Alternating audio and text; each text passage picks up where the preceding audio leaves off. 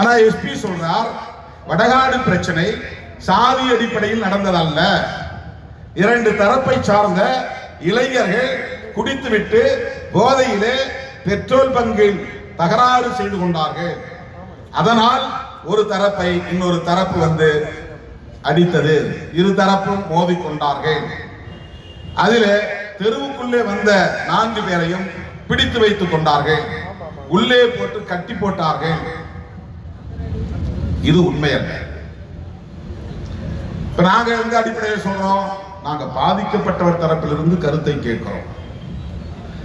பொதுவாக அவர்கள் தரப்பிலும் சமூக ஊடகங்களில் பதிவு செய்வதை படிக்கிறோம். காவல்துறை சொல்லுவதையும் உள்வாங்கிக் கொள்கிறோம்.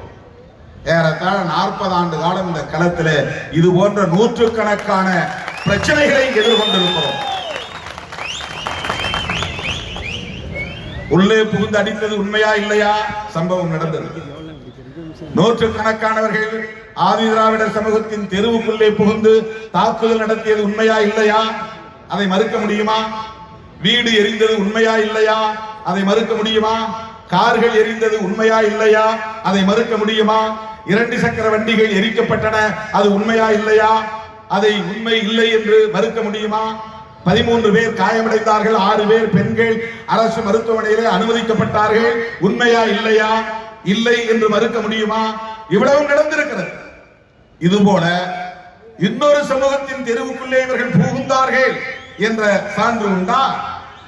உள்ளே புகுந்து தாக்கினார்கள், காயம்பட்டார்கள், வண்டிகள் எரிக்கப்பட்டன, குடிசைகள் எரிக்கப்பட்டன, சொத்துக்கள் சூறையாடப்பட்டன, சான்றுகள் உண்டா? சொல்ல முடியுமா? ஆக ஒரு தரப்பிலே வன்முறை நடந்திருக்கிறது, தாக்குதல் நடந்திருக்கிறது, பாதிப்பு நடந்திருக்கிறது.